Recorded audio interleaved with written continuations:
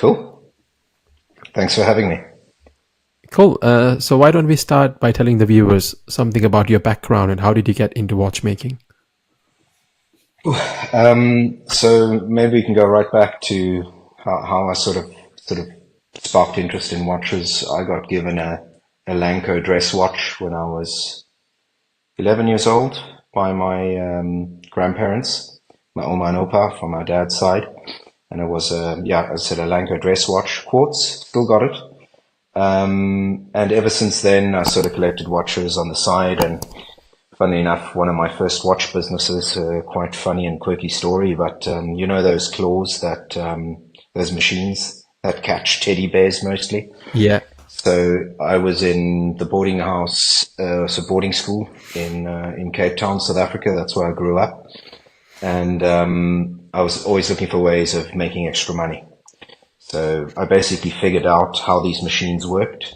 So the owner can set how many times, and if there's a certain amount of time, like I figured out that the machines where this guy set up in his locations and he had some watches in them, like cheap watches. And I figured out every eighth turn, if you got the watch properly, it would keep the claw closed. Yeah. So I knew if I took like a certain amount of money, I could get a certain amount of watches. And one of the kitchen staff who worked in the boarding house, who was cooking food for us in the boarding house, she was my buyer. And I would go in the week and catch 2 or 3 watches. And my markup was like 500%. So I was making, I was making good pocket money at like 16 years old. And, that was my, my first little quirky watch business, but sort of my interest in watches was always there. And, my first sort of then introduction into a proper business was, I found sort of unknown brands, and this is in 2011, late 2011, 2012. And I would buy, the watches. They were mostly unknown brands, and send them to South Africa and sell them via an online platform, South Africa's version of like eBay, which is called Bid or Buy. And it took off in quite a big way pretty quickly. I wasn't expecting it, but I started off with 10 watches and I put them, by that time, sorry, just to let you know, I'd already moved to Switzerland in 2010 for family reasons. So it wasn't for watch reasons that I moved to Switzerland. And I had a full-time job, always have, even till today, I still have a full-time job on the side of running Straton and Signum. And I basically bought my first bunch of 10 watches, sent them to South Africa, put the adverts on Bid or Buy, the website, and just saw what happened. And to my surprise, it took off. And in about my third month, I was doing about 250 watches a month. It just took off in a big way. I saw a gap in the market where I think people were tired of sort of, I was in the fashion watch segment then, so they were tired of like the Diesels and Tommy Hilfigers and Calvin Kleins and all this. So it wasn't that affordable, and it took off. And I did that for about 3 years. And then in early 2014, I was, I always wanted to start my own brand, but the issue was, you need to design one watch and then you need to have it produced. And the minimum order quantity is 300 even back then. And you need to put the money down. This is before sort of crowdfunding started in early 2014. You had Indiegogo then, but it sort of started to pick up. And then at that time, Kickstarter wasn't available to Swiss project creators, only Swiss project supporters. Mm-hmm. So, luckily in early 2015, in April 2015, Kickstarter then allowed Swiss projects as creators. So I preferred Kickstarter as a platform to Indiegogo. And I think I sort of got in at exactly the right time. Cause the South African watch business was in a decline as the value in South Africa's currency when I started, just to give you an example, when I started, it was about 7 Rand to $1 in 2011 or something like that. And by the time it reached 2014, it had doubled. So I lost a big portion of my margin. I couldn't work on a $50 margin, profit margin anymore, per watch. And as a buyer and seller, so I was looking for other ways of, I'd really like to start my own brand. So, Kickstarter came up, and I was toying with the idea of, I grew up in a household where a modest, hardworking family, don't come from any money or anything like that, but just a normal middle class, hardworking family. My parents had their own business, and my dad enjoyed classic cars, nothing expensive, just Alfa Romeos. Maybe you can say you need money to fix them, but anyway, that sort of rubbed off on me, and I always had a love and affinity for classic cars and racing. And at that time, I'd also, by that time I had quite a collection of like 70s chronographs, cheap ones, which had the Venus, the Valjoux 7733 manual wind chronograph movement. And, they were sort of going for around $200-300 at the time. The market hadn't picked up by then. Now those watches are over 1,000, some even 3,000, 4,000, 5,000 on the market today. And I brought those ideas of 70s chronographs, my love for cars, and created Straton. And basically in a nutshell, the first watch was inspired by my 1977 Alfa Romeo, which is a Alfetta GT, which is a GDV shape. And I can still remember when I started the campaign, and, I had no experience in videography or photography, and I did all the photography myself. I shot the video on an iPhone 4. Literally, I was in the Swiss mountains with a tripod, with the iPhone on it. I pressed record, got in the car, drove up the road, left the tripod there because I was all alone, and drive fast, go back down the hill, come back, and then, then I taped the iPhone to my side window to get the side angle, and, then I tried to figure out how to do the video, because in Kickstarter you need to have a presentation video. So I had to learn video editing, which I never did in my life before. And basically I was on a shoestring budget of $2,500 all in, including prototypes, including advertising, everything. I was really on a shoestring budget. And because I just wanted to see, what happens. And my goal was 15K, for 30 days, 1 month. And I would have been happy if I reached that, over the moon. And to my surprise, I hit that within the first hour. And I get goosebumps even now, thinking back to that time. It was an incredible feeling. And I was just blown away by the support. I think what happened is it was right timing. Sure, there wasn't that boom of, so many watch brands on Kickstarter, so I got in at just the right time. And I also think the people resonated with my story, because I think if you want to be successful on Kickstarter, you can have a fantastic product, but if people can't relate to it somehow, there needs to be some type of story and something that's believable and relatable. So, and I think the combination of everything just worked, and ended up on 157,000 after 30 days. I think I sold 650 pieces or something like that, and which was far beyond my expectation. And that basically started the Straton journey. That's almost like 10 times. Yeah, it's 1,000%. It's 1,000% on my initial goal. And, that's brilliant. But what was amazing is 48 hours before the end of the campaign, normally when you see Kickstarter campaigns today, they even shortened the time now. because you see a big rise, and then usually it pans out, and then even maybe a Yeah. dip at the end. Mine sort of did this, and then this, and then slowly, slowly, slowly, slowly, and then it's planed out. And what happened is with 48 hours to go, I was, I think, just over 100K in funding. And there was a YouTube channel which I followed called Petrolicious.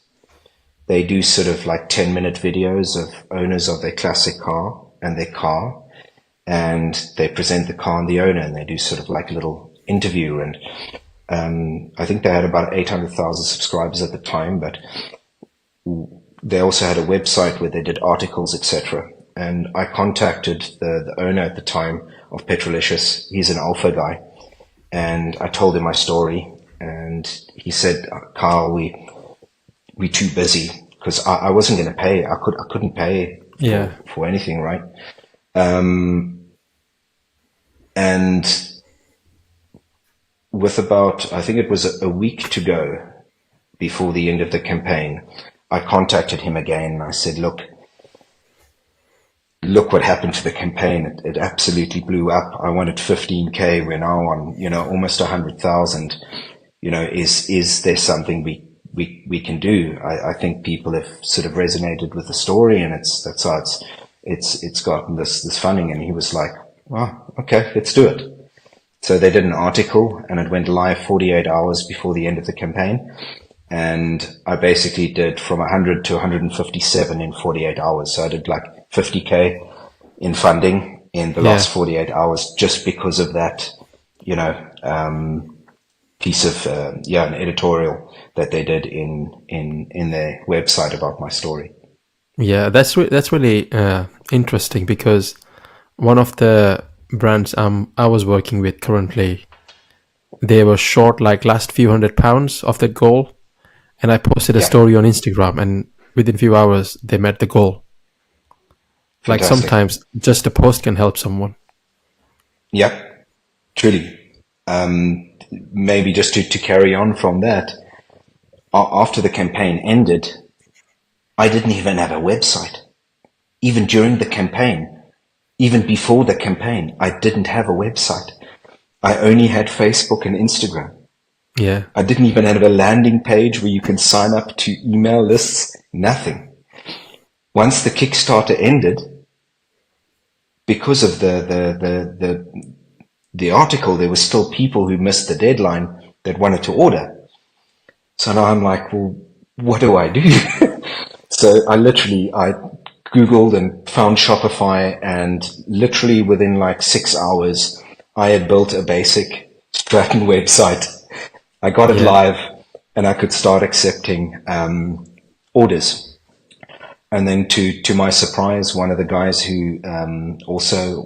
who supported the project, the campaign, he was an editor for the Financial Times in the Nordic region. I think it was Norway or something like that. And I suddenly started seeing like quite large amounts of orders coming in from Norway and the Scandinavian region. I was like, well, what's going on? Then the next minute, one of the customers said, I saw an article of you in the Financial Times. And it was it was one of the people who supported the project. He was an editor for the Financial Times, and decided to do an article on the story of how my campaign went crazy. And then it's the power of marketing too is extremely important for the success of a brand. Because as I said, you can have the best looking product, if nobody knows about it, you're not going to be successful. Cool. I think that's a really good story about your first brand. How did Signum start? So maybe I can give a bit of insight into sort of why a second brand. Isn't one enough, or Straton's very niche, retro race inspired watches, very specific aesthetic. A dive watch, so to say, doesn't really fit with the brand's identity, right? And I'm a creative person. I design all the watches that I make. And I always had a love and affinity for minerals and stones, rocks. It just doesn't matter. Archaeology. I'm a big archaeology Yeah. fan, Egypt, etc. And as a kid, I collected those magazines that came out monthly with a little box, and you got a mineral with each, edition. And I collected Yeah. in a whole bunch. And so I thought, with the experience that I've had, I think it would be somewhat easier to launch a second brand. And that was in 2020. So I'd already been running Straton for 5 years. And I think if people know me, I'm quite active in Facebook and in the groups. So I enjoy the community. And, the microbrand space is exciting. There's things happening, people doing things. And I came up with the idea of Signum and wanted to launch sort of a brand that had more of a wider appeal than Stratton's sort of narrow niche aesthetic. Yeah. So opened up to, the dive watch category is the biggest in terms of size. It's just, I don't know, people just can never have enough divers. They'll have 10 Yeah. I love divers and dive watches. maybe one chronograph. I'm the opposite. I have 10 chronographs and one diver, but, so yeah, that was the idea of Signum, and I wanted to be, affordable. So I came out and pushed those boundaries in terms of unique materials. So, extremely difficult process of, I would find the actual specimens. I wouldn't go and dig them, but I would find the actual specimens, and then it was this process. Now, how do we take that specimen and make a watch dial out of it? Yeah. And it was a very intense process because each mineral, etc., is different in composition. So there's various levels of difficulty in terms of how do you get that dial stabilized so that it doesn't crack or break. Because, you're drilling these thin, small dials of 0.4 millimeters.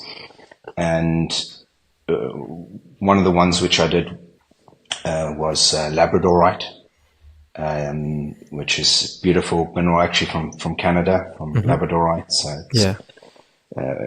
it changes color as you move the angle of light. And basically what they do is you put it in a type of resin, a binding agent, for a week to stabilize the specimen. And then after that's done, the cylinder drill drills actual cylinders of, dial. And then from that cylinder, the small Slice off. Yeah. slices are then created. But it doesn't stop there, because there are various things like, we found out a dry piece of Labradorite doesn't really shimmer, but if you wet it, if it's wet, the color comes out a lot more. So this was the next form of experimentation: is how do I get that dial to shimmer as much as possible? And what we did is like a layer of paint, reflective paint, and then we also had a backing on that then went on to the copper backing for a dial. And, extremely time-consuming process, just that process of, the first minerals that we did, some of which were a first for any watch brand, which I would say I'm quite proud of, because it's really a difficult process to do. My manufacturer didn't like me very much because it was, in some cases you had like 70% breakages. So from 100%, 70% were non-usable, and the other 30% you could use, but you had to pay for all the work of creating the dials, right? Not the complete dials, but just the raw form before they drilled for indexes. So yeah, that was sort of a bit of insight into Signum, and I, in a nutshell, wanted to create sort of affordable watches with unique, either man-made or unique dials. So again, there, when I say unique, Jody from Just One More Watch started the Loom Wars series, Yeah. and been a long time supporter with Jody. I think he had less than 10,000 subscribers when I first met him, and I said to him, Jody, with Signum, I want to create a watch and win Loom Wars. That was my goal in, I think it was 2020, 21, 22. And yeah, that's when I created the Signum Kudo full looms, and yeah, basically killed off Loom Wars, ended the series. And yeah, so today I basically, before I would launch maybe 1 to 2 watches per year per brand. And this year I sort of changed things quite a bit. So in the coming months, you're going to see quite a few more watches coming from both brands. We were aiming for 1 new watch per brand per month. I think in the beginning it was a little bit ambitious, because there are always sort of, production delays, etc. And, I'm someone who doesn't like to do things halfway. If I'm not happy with something, I'd rather delay it, have it remade, than launch something that I'm not really happy with. So I think it's exciting times to come. Sounds good. Yeah. Yeah, and I suppose if you launch a watch every month, that also affects your marketing capabilities. Like, when you send the watches to reviewers and stuff like that, normally it takes a couple of months for, like, for example, there are number of reviewers in the UK. If you pass on to each of them, then it takes a good few months for them to complete the reviews and stuff like that. Absolutely. Yeah, reviews are important. But as you say, it's not always possible with that type of schedule. If you're launching 1 watch per month, you can't expect reviewers to do 1 review per month from your brand. I think people will get a bit sick and tired if it's too much. Yeah, it's kind of hard to keep up for the audience as well. Yeah, if you're launching something every month. Sure, because the market is it is, so to say, saturated. There's a lot of brands launching. I think it's becoming more and more difficult to start a brand. You've really got to offer something, unique. It's not just about being cheap. I think the race to the bottom of the pricing sort of scale is the wrong way to approach this, because if you price too low, you will go out of business. You need to price yourself so that you're able to grow. If you can't grow and you can't support your customers and you can't, honor your 2-year guarantee, if that's what you have, I've seen some brands launch a watch at, making $40, $50 profit a watch. If you're doing that, if 1 customer returns, you've lost your profit. If 1 customer returns for a repair, you're losing money. Yeah. I think it's very important for people who are considering, launching their own brand is don't focus on the price, focus on what can you offer that's different or unique to something else that's on the market today. Yeah, definitely. People are like, I've realized that people in the watch community, they're not always after the cheapest watch. They're more after the overall package that the company provides. Yeah. Cool. Now that I've heard the story behind both of your brands, I'm really excited to see some of your watches. Sure. So which watches have you got for us today? Quite a few. I think maybe we can start with I think from Straton's side, the model which has been a staple seller since 2017, which is the Straton Speciale. So it's that TV dial, typical 70s. It comes with 2 movements. I also sell the strap. It's not the original strap that comes on the watch, but it's called the Rapido strap. quite unique. The Speciale comes in two movements, so it comes in a Mecha quartz from Seiko, and then in this one it has the Swiss Valjoux 7750. And they're priced at $499 USD and $1199 USD respectively. Yeah. And I think 1200 US for a Swiss powered automatic is perfectly reasonable for the market. Yeah. So Yeah, that's a very very unique dial. I love that. Unique, and then maybe we go to the next scale of unique, which for Straton caused quite a bit of a stir.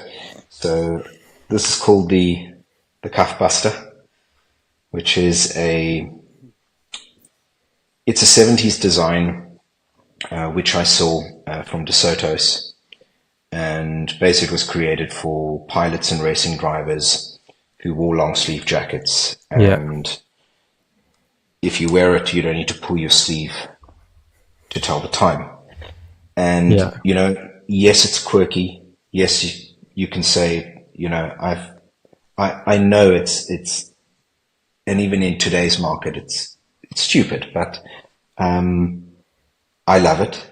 I think it's a fantastic, super quirky, cool 70s design. I think this embodies what the 70s were in terms of design, being bold, being different. I mean, I couldn't imagine having something like this in 1970s on your wrist. You must have looked like an alien spaceship. You probably do even now. I sometimes get funny looks when I wear it, even with a short sleeve shirt. Yeah, outside. I don't think that's stupid at all. I think that's a perfect one for winters. Truly, you're 100% right. I've had many customers who supported the launch and who wrote me back afterwards. I mean, the first thing most people say is, well, I can't move my wrist. You can. Your wrist won't break. The watch simply moves with your wrist when you pull it back.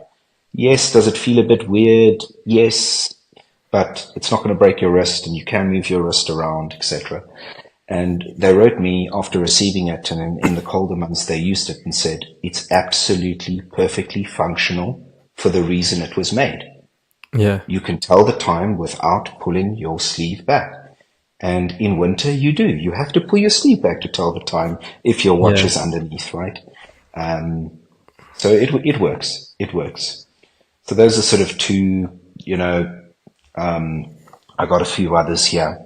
This is the Yacht Racer, which has basically the same movement as a Tag Heuer caliber 12, which is the ETA 2894/2.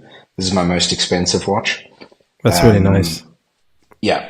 The movement alone costs $750, and this watch goes for, I think, $1,399 US at the moment. That's still very reasonable. I mean, for what it is, just the movement alone, it's top grade, fully decorated, limited edition. I think it has a lot of value.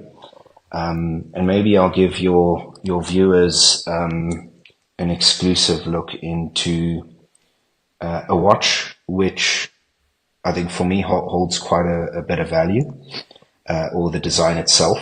So basically after, Straton's first campaign, the first watch inspired by my Alfa Romeo was very, in terms of design, because I was limited by my budget, I couldn't really go to the lengths of where I wanted to. And that's where I launched the Curve Chrono. There's a story there too. It was my second campaign. It was actually originally called the Targa because the Curva was a 70s chronograph design which was paying homage to the Targa Florio road race in Italy. Yeah. And I'd had the prototypes, everything, 24 hours before the launch. One of the potential customers wrote me and he said, Kyle, just please check again on the trademark register whether the word Targa is allowed to be used for watches. I had done an international search and couldn't find anything.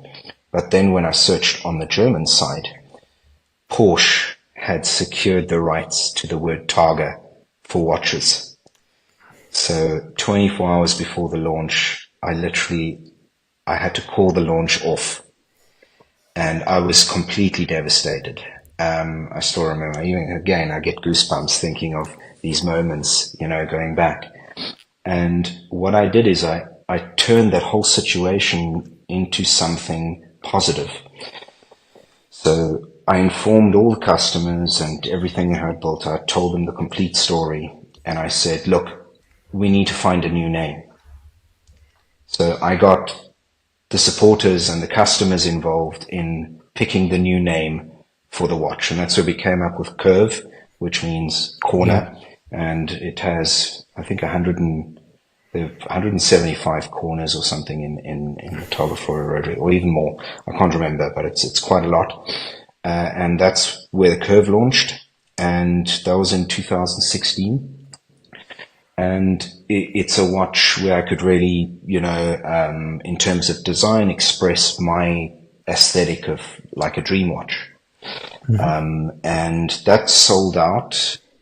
I brought it, I made 3 productions, and that sold out in around 2020.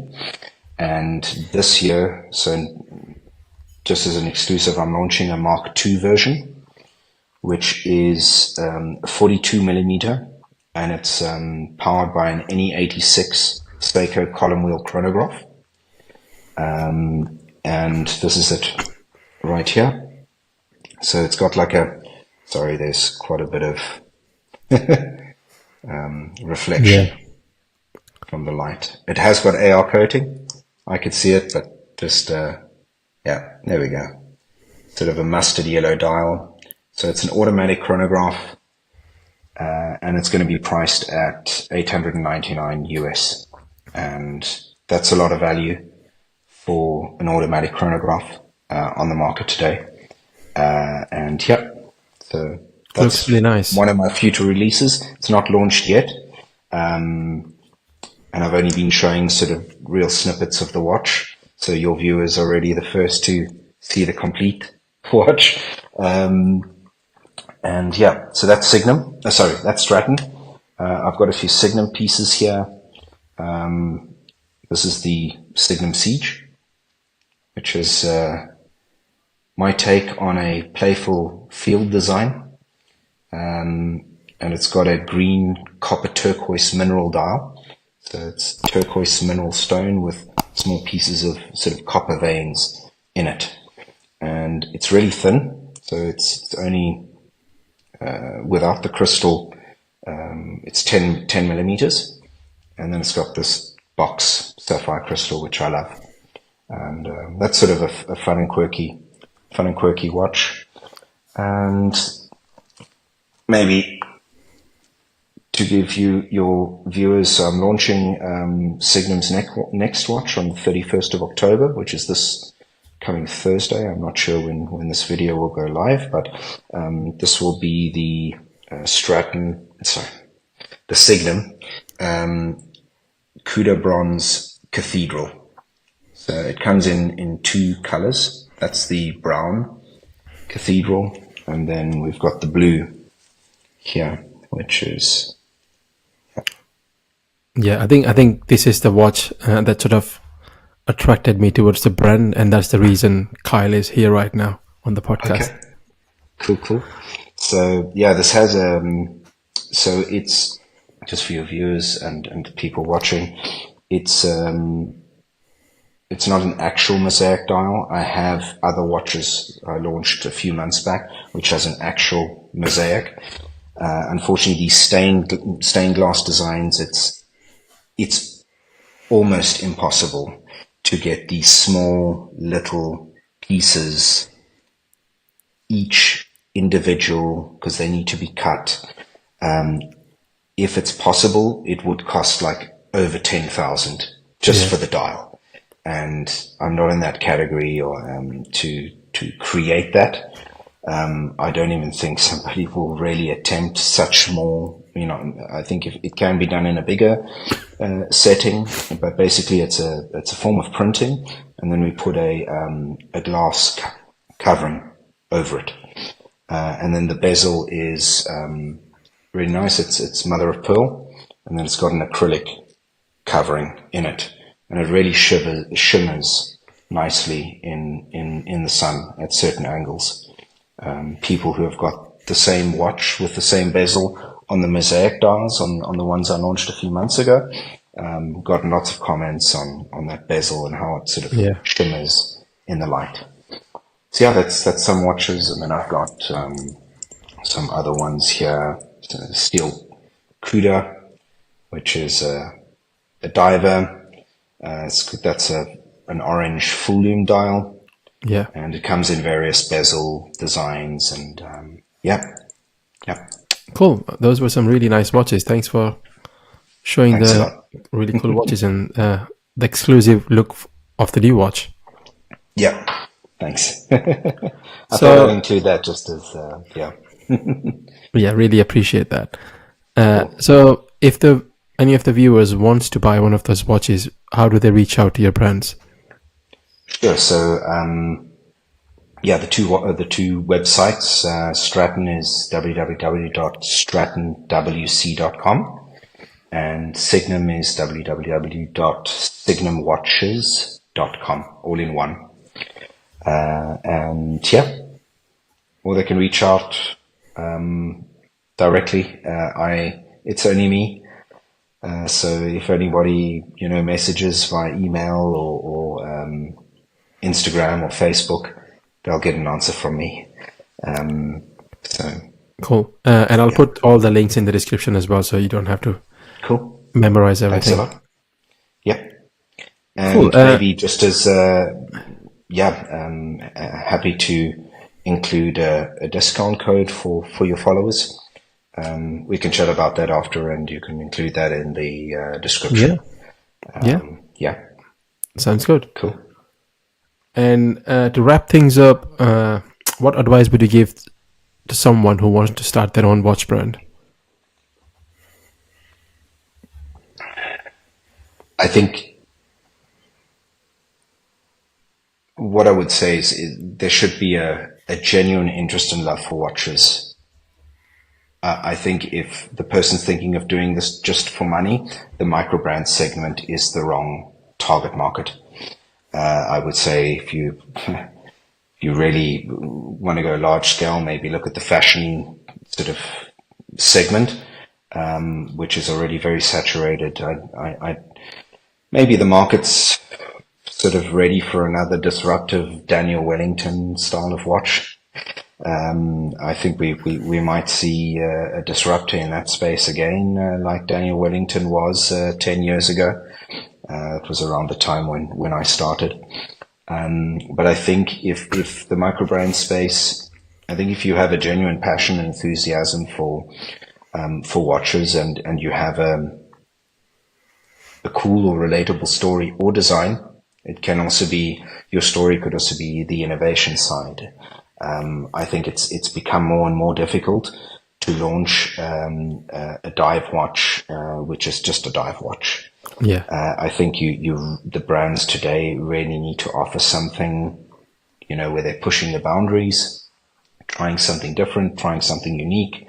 And I think if you don't innovate and, sort of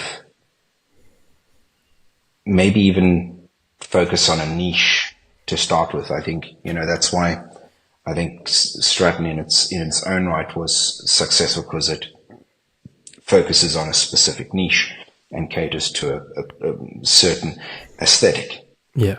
And, Signum, it might be dive watches, and might do some other watches too in for Signum, chrono and a dress watch and a field watch. But I think if you're offering something different, your chances are higher of success and become, involved in the community.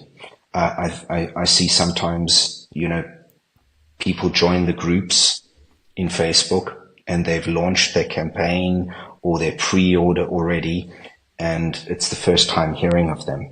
If that's the case, I think it's too late. I think you need to get involved and be, in the community and get to know people. I think networking, I did the same with Straton just before launching Straton. So that was part of the reason to, also, the community helped me and gave me feedback on my design Yeah. before I launched. I had an horrendous logo to start off with. And through posting in the Facebook watch group, I got feedback, took that on board, redesigned the logo, and I honestly can say that was part of the success of Yeah. it too. So, yeah, Yeah, I think that's the one thing I like about microbrand is they actually listen to the feedback. Whereas it's the big brands are all about. I just see big brands are just relaunching their old models with slight twists.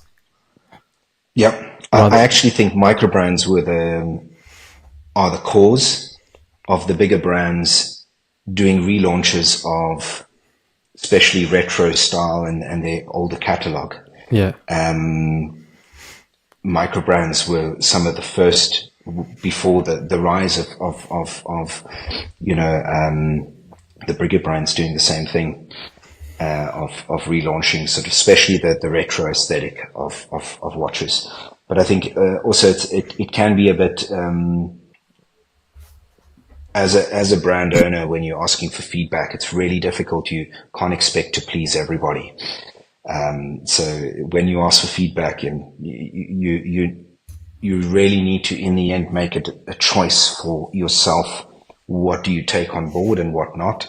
Because yeah, you simply can't please everybody, yeah, and you need to have a bit of a hard skin in this game, because people can be. It is the internet after all. So sometimes people can be cruel, or yeah, you need to have a thick skin, and just, you can't please everybody. People are going to have different tastes, yeah. etc. And they might not like that watch, but they might like another one. Yeah, yeah, Cool. That's a really good piece of advice. Thank you for that. no worries. So yeah, thanks for joining us today. It's been really fun Thanks a talking lot. to you, and it's been really nice seeing all your watches and especially the new ones. Cool. Thanks a lot for having me. Appreciate it. Cool. What's going on, people? Welcome to one more watch, please.